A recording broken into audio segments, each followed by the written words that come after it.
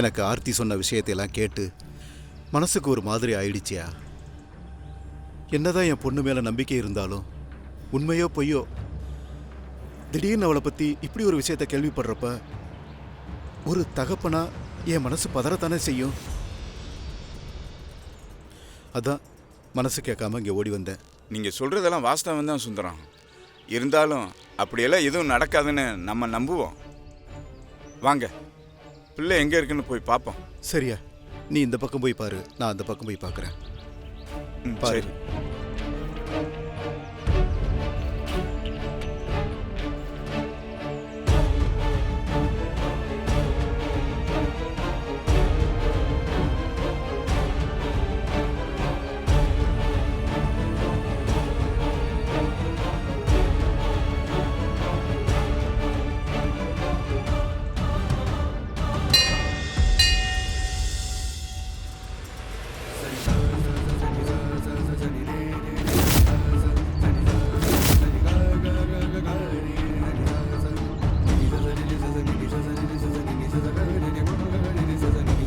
சாமி கும்பிடலான்னு நம்ம ஊரு முருகன் கோயிலுக்கு போனா அவங்க யாரோ ஒரு ஆம்பளை கூட சரிக்கு சமமா உட்காந்து பேசிட்டு இருக்காப்பா.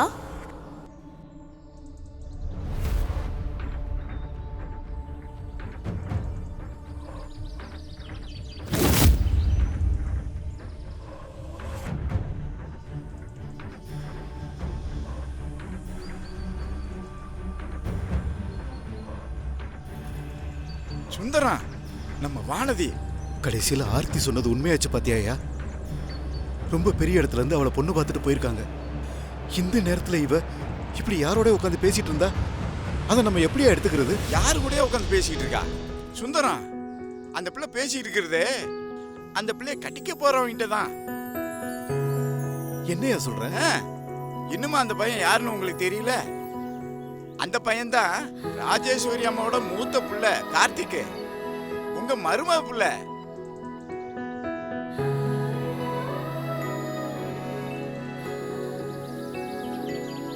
ஆமா, நீங்க மாப்பிள்ளை போட்டோ பார்க்கவே இல்லையா? இல்லையா? நீ எங்கேயா போட்டோ என்கிட்ட காமிச்ச? நேர போய் என் சம்சாரத்தை பார்த்துதான் இந்த சம்பந்தத்தையே பேசி முடிச்ச. சரி, அதை விடுங்க. உங்க மருமையன் இவ்வளவு தைரியமா நம்ம ஊருக்கு வந்து உங்க பொண்ணு கூட உட்காந்து பேசிட்டு இருக்கானா? கல்யாண பொண்ணு வானதி தாங்கிற விஷயத்த ராஜேஸ்வரி அம்மா அவங்க பையன்கிட்ட சொல்லிட்டாங்க போல இருக்கு. இது தெரியாம நம்ம ஆர்த்தி யாரோ ஒருத்தன் கூட நின்று பேசிக்கிட்டு இருக்கிறதா நினைச்சு நம்ம கிட்ட சொல்லியிருக்கு. சரியா, வானதி பேசிக்கிட்டு இருந்தது மாப்பிள்ளை கிட்ட தாங்கிறது எனக்கு அடையாளம் தெரியாம இருந்தது சரி. ஆனா ஆர்த்திக்குமா இது தெரியல? அவதான் ஏற்கனவே மாப்பிள்ளையோட போட்டோ பார்த்திருப்பாளே. சுந்தரம் பொண்ணு வீட்டுக்கு கொடுத்த போட்டோவில் டிப்டாப்பா ட்ரெஸ் பண்ணிக்கிட்டு இருந்தவர் இப்படி நெத்தியில விபூதி வச்சுக்கிட்டு வேட்டி சட்டையில இருந்ததும் உங்க பொண்ணுக்கு அடையாளம் தெரியலையோ என்னவோ? இருக்கு இருக்கும்.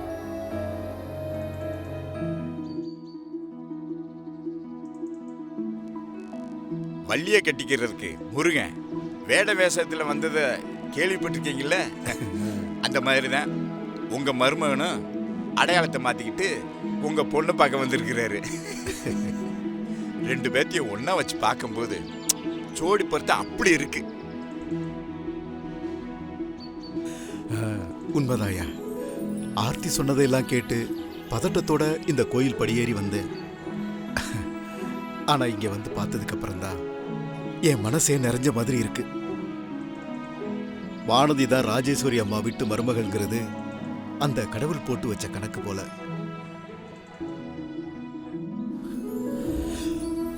அந்த முருகன் முடிவு பண்ணிட்டா அதை யாரால மாத்த முடியும்? இந்த கல்யாண விஷயத்துல 1000 குழப்பம் இருந்தாலும் எல்லாம் நல்லபடியா நடக்கும்னு நம்புவோம்யா. சரி, அவங்க 2 பேரும் பேசிக்கிட்டு இருக்கட்டும், வா நாம கிளம்புவோம். சரி.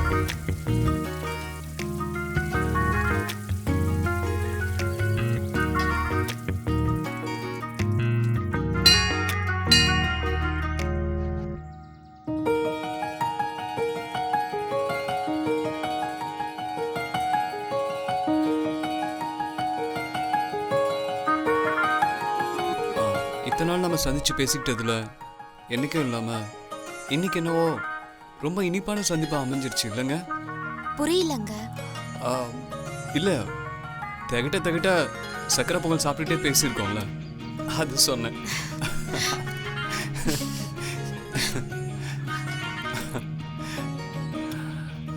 எப்பவுமே கோயில் பிரசாதம்னா அதுக்கு ஒரு தனி ருசின்னு எங்க அம்மா அடிக்கடி சொல்லுவாங்க. அது எவ்வளவு உண்மைன்னு இன்னைக்கு தாங்க எனக்கு புரிஞ்சது. இதுக்கே அசந்துட்டா எப்படி? நான் பொங்கல் வச்சு நீங்க சாப்பிட்டது இல்லையே. என்னங்க அவ்வளவு நல்லா இருக்குமா என்ன? ச்சே, நான் மிஸ் பண்ணிட்டேனே.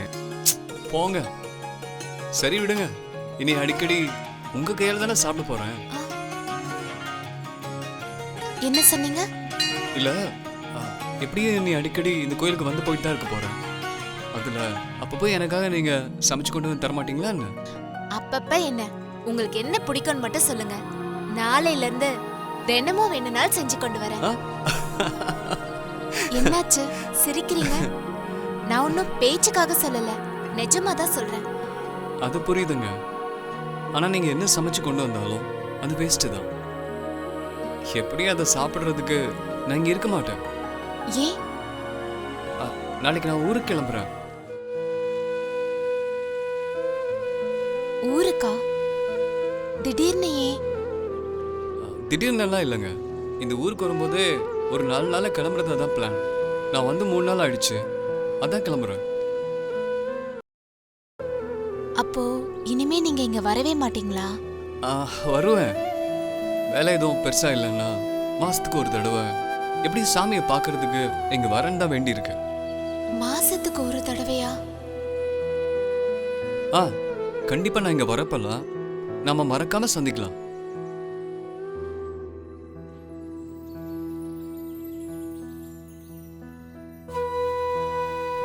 அப்போ இதுதான் நம்ம கடைசியா பாத்துக்கிறதா?